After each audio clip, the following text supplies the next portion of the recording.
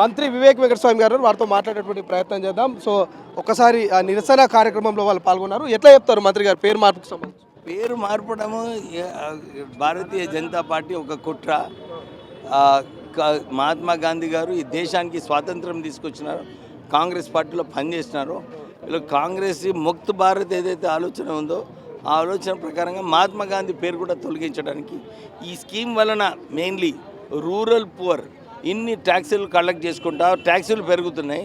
ఈ స్కీమ్ని rural employment ఏదైతే ఉపాధి కలుపుతుందో ఆ స్కీమ్ని ఎందుకు రద్దు చేయాలని వీళ్ళు ప్రయత్నం చేస్తున్నారు. వాళ్ళకి తెలుసు, వారేమో ఒకవైపు స్టేట్స్ మీద ఎఫ్ఆర్బిఎం అని చెప్పి రెస్ట్రిక్షన్ పెట్టి ఇంకోవైపు 40% కాంట్రిబ్యూషన్ చేయమంటే ఎట్లయితే అది సరిగా కాదు.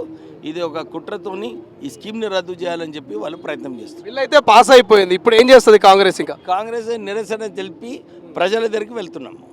Right, thank you so much. ఇది నిరసన తెలిపి ప్రజల వద్దకు వెళ్తున్నామంటూ కూడా మంత్రి వివేక్ వెంకటస్వామి చెప్తున్నటువంటి పరిస్థితి. ఇక కాంగ్రెస్ పార్టీకి సంబంధించి ఇంకా మిగతా అగ్రనాయకులంతా కూడా ఒక్కొక్కరుగా చేరుకుంటున్నారు. వాళ్ళతో కూడా మనము మాట్లాడించేటువంటి ప్రయత్నం చేద్దాము. ఇప్పుడే కాంగ్రెస్ పార్టీకి సంబంధించినటువంటి ఇతర నేతలు కూడా ఒక్కొక్కరుగా సికింద్రాబాద్లో ఉన్నటువంటి ఏదైతే MG road Mahatma Gandhi statue దగ్గరికి చేరుకుంటున్నారు. వాళ్ళతో కూడా మనం మాట్లాడించేటువంటి ప్రయత్నం చేద్దాం. కాంగ్రెస్ పార్టీకి సంబంధించినటువంటి అగ్రనేతలంతా కూడా ఒక్కొక్కరుగా ఇటు మంత్రి పొన్నం ప్రభాకర్ కావచ్చు, లేకపోతే వివేక్ వెంకటస్వామి కావచ్చు, ఇలా ఒక్కొక్కరుగా వచ్చి ఇక్కడ నిరసన తెలియజేస్తున్నటువంటి విజువల్స్ అయితే మనకు